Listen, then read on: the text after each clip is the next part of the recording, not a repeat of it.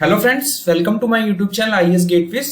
इस वीडियो में national building code volume 1 के प्रोविजंस को डिटेल में डिस्कस करूंगा and this video will cover कि हमारी जो स्टेयर केसेस हम प्रोवाइड करते हैं उनकी रिक्वायरमेंट्स क्या है। जब आप किसी भी बिल्डिंग में प्रोवाइड कर रहे हो स्टेयर केसेस को, तो आपको क्या बेसिक चीजें ध्यान रखनी है while its design as well as its provision in the building. तो ये बेसिकली सीरीज का पार्ट 9 वीडियो है। पुराने वीडियोस के लिए आप यूट्यूब चैनल की प्लेलिस्ट पे जाके देख सकते हो। So let's start. यहाँ पर जो क्लॉज 12.8 है वॉल्यूम 1 का, वो डील करता है बेसिकली हमारा स्टेयर केस या एग्जिट रिक्वायरमेंट्स हमारी किसी भी बिल्डिंग में क्या होनी चाहिए।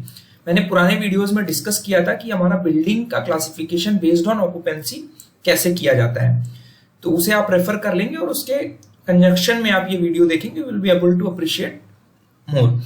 सो यहाँ पे 3 टर्मिनोलॉजीज यूज कर रहा है बिल्डिंग कोड की विड्थ, ट्रेड विड्थ और maximum riser of staircase for building shall be given as below. ठीक है, तो ये क्लॉजेस अभी सब्सिक्वेंटली हम लोग डिस्कस करेंगे। तो ट्रेड क्या होता है, राइजर क्या होता है, इसके लिए हम लोग थोड़ा सा जस्ट ये देख लेते हैं कि ये मैंने एक स्टेयरकेस आपको दिखाई हुई है। इसमें जो आपका ये वाला पोर्शन है, ये एक स्टेप है। स्टेप में बेसिकली आपके 2 कंपोनेंट्स हैं, एक हॉरिजॉन्टल है ये वाला कंपोनेंट और एक हमारा वर्टिकल कंपोनेंट है। तो these 2 components form the integral part of step. ठीक है, इसे एक स्टेप में हमारा बेसिकली हो गया 1 राइजर और 1 ट्रेड। ठीक है, जब आप एक स्टेप से दूसरे स्टेप पे जा रहे हो तो जिसपे आप अपना फुट रख रहे हो, ठीक है, जो हॉरिजॉन्टल सरफेस है, ठीक है, जो हॉरिजॉन्टल सरफेस है उसको हम क्या बोलते हैं, ट्रेड। ठीक है, तो स्टेप का हॉरिजॉन्टल पार्ट जो है उसे हम ट्रेड बोलते हैं। ठीक है, जिसपे आदमी खड़ा हो जाता है, in which the person will stand and along with the riser. तो ये जो वर्टिकल कंपोनेंट है ये हमारा बेसिकली क्या कर रहा है, ट्रेड को सपोर्ट कर रहा है। तो it is the vertical space between 1 step and another. तो 2 ट्रेड के बीच में हमारा एक स्टेप आ रहा है। ठीक है, या और अगर इनिशियल देखेंगे तो ग्राउंड सरफेस से जो पहला हमारा ट्रेड आएगा उसके बीच में भी हमारा राइजर होगा। तो हमारा जो राइजर है ये वर्टिकल स्पेस है जो एक स्टेप और दूसरे स्टेप के बीच में अवेलेबल है। ठीक है, depending upon the style of stairs. और जो ये प्रोजेक्टेड पोर्शन है, जो अभी प्रोजेक्टेड पोर्शन देख रहे हैं ना, दिस पोर्शन, ठीक है, इस पोर्शन को हम लोग बोलते हैं, इस प्रोट्रूजन को बेसिकली बोलते हैं हम लोग नोजिंग। ठीक है, ये टर्मिनोलॉजी आपने पढ़ी होगी। तो इसका पर्पस बेसिकली क्या है, स्टेयरकेस को में सिक्योरिटी इंप्रूव, सेफ्टी इंप्रूव करना, बिकॉज ये थोड़ा सा ज्यादा space provide, extra space usage के लिए प्रोवाइड करती है to place the feet of the person. ठीक है, तो आपको ये जो स्पेस मिल रही है पूरी नोजिंग की एज के से लेके यहां तक राइजर के फेस तक, इसको बोलते हैं हम लोग गोइंग। ठीक है, और ये जो हॉरिजॉन्टल सरफेस इसको हमने बोला ट्रेड। ठीक है, और ये पूरी स्टेयर सपोर्टेड है हमारी। ये जो आपको बीम दिख रही है दिस इज कॉल्ड स्ट्रंजर बीम। ठीक है, और फ्लोर से लेके हमारा जो फिनिश्ड फ्लोर सरफेस है उसको बोलते हैं हमारी हाइट ऑफ स्टेयरकेस। तो अब जब आप स्टेयर चढ़ रहे हो, ठीक है, तो हर स्टेज पे आपका जो फ्लोर है, ठीक है, इस लेवल पे अगर हमारा, तो जो क्लियर स्पेस है हमारी राइजर के, सॉरी, हमारी ट्रेड के टॉप सरफेस से जो हमारा बॉटम ऑफ जो रूफ है, ठीक है, उसको हम बोलते हैं हेडरूम। तो कोड हमारा हेडरूम कितना होना चाहिए हर स्पेस पे वो डिफाइन करता है।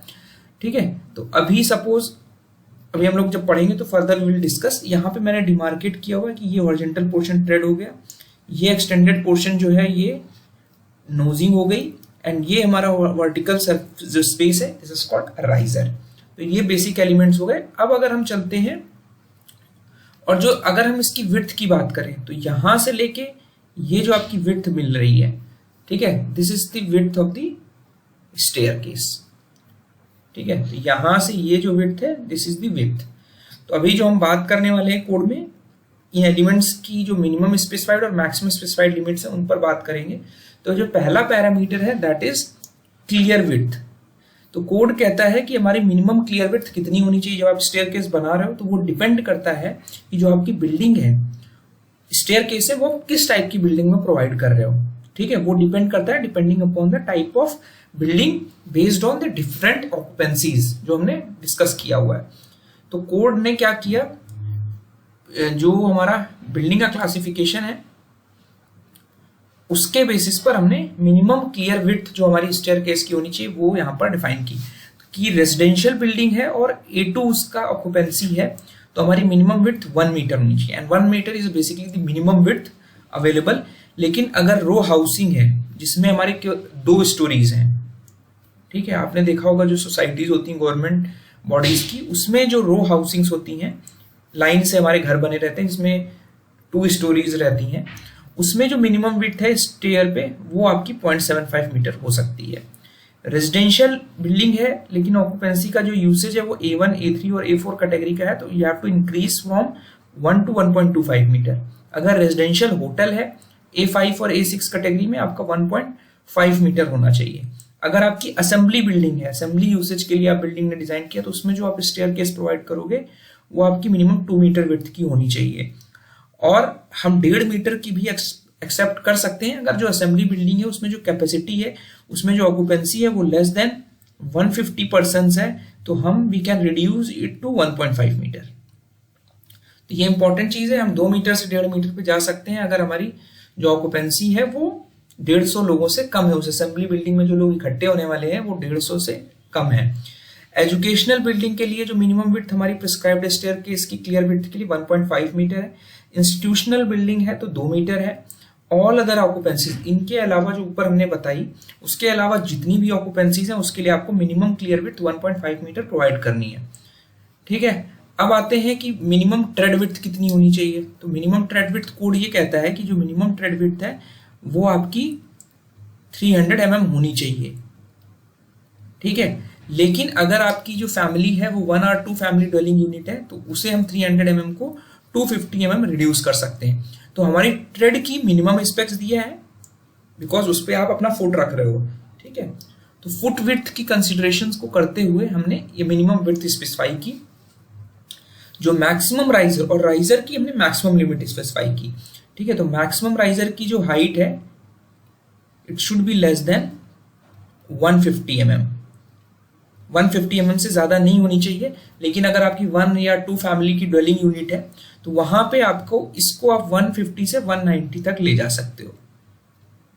ठीक है, और दूसरा हमारे कंडीशन कोड ने क्या लगाया कि जो नंबर ऑफ राइजर्स हैं वो आपके 12 पर फ्लाइट, एक फ्लाइट में आपके जो आपके राइजर्स आ रहे हैं ये 12 से ज्यादा नहीं होने चाहिए। ठीक है, तो जैसे सपोज जो मैंने आपको फोटो दिखाई थी दिस वाज 1 फ्लाइट। ठीक है, अब मान लीजिए डॉग लेग स्टेयर्स था तो यहाँ पे ये एक सिंगल फ्लाइट है जिसमें नंबर ऑफ स्टेयर्स आप ये 1 2 3 4 5 6 7 8 9 10 11 तो इसमें 11 राइजर्स हैं। तो मैक्सिमम लिमिट हमारी क्या है 12 नंबर से ज्यादा नहीं होनी चाहिए। उसके बाद आता है हमारा कि हेडरूम कितना परमिसिबल है। तो कोड ये कह रहा है कि किसी भी स्टेयर पे हमारा जो मिनिमम हेडरूम अवेलेबल होना चाहिए वो 2.2 मीटर अवेलेबल होना चाहिए पैसेज में और land in any staircase. The minimum clear headroom in any staircase shall be 2.2 metre, ताकि आदमी मतलब सामान लेके भी आराम से, अगर कोई लगेज ऊपर सर पे रख के लेके जा रहा है तो he will be able to move very easily and with safe passage. तो minimum headroom in a passage under the landing of staircase. तो कोड ये कह रहा है लैंडिंग के नीचे भी आपको मिनिमम 2.2 मीटर मिलना चाहिए। तो यानी अगर हमारी ये लैंडिंग है आपकी, ठीक है, तो यहाँ पे हेडरूम, तो आपको यहाँ पे ये वाला फ्लोर जो है आप इसको ऐसे कंटिन्यू कर सकते हैं। आपको क्या करना पड़ेगा, कुछ फ्लोर ऐसे यहाँ पे लाना पड़ेगा, यहाँ पे इसको ऑफसेट करना पड़ेगा, तब जो आपको मिनिमम यहाँ पे हेडरूम मिलना चाहिए it should be greater than और इक्वल टू 2.2 मीटर। ठीक है, अगर ये हम अज्यूम करें कि ये सिंगल फ्लाइट में है तो ध्यान रखना है कि ड्यूरिंग पैसेज भी आपको 2.2 मीटर मिले और लैंडिंग पर जब आप जाके पहुंच जा रहे हो तो वहां पे भी हमें क्लियर हेडरूम 2.2 मीटर मिलना चाहिए। उसके बाद हमारी एग्जिट रिक्वायरमेंट्स कोड क्या कह रहा है, all aspects of exit requirements for corridors. ठीक है, एग्जिट मतलब आपको आग लग गई आपकी बिल्डिंग में तो एग्जिट के लिए आपकी क्या रिक्वायरमेंट्स होनी चाहिए, कॉरिडोर्स के लिए doors, staircase, ramps in respect of width, travel distance shall be as per part 4 fire and life safety of the code. जब हम लोग fire and life safety part 4 discuss करेंगे तो वहां पे एग्जिट रिक्वायरमेंट्स क्या होंगी, कॉरिडोर्स, डोर्स, स्टेयरकेस, रैम्प्स के लिए, तो वो हमें ध्यान रखनी है for purpose of fire, for exit purpose. तो ये हमारी जनरल रिक्वायरमेंट्स थी। जो हमारा नेशनल बिल्डिंग कोड सजेस्ट करता है।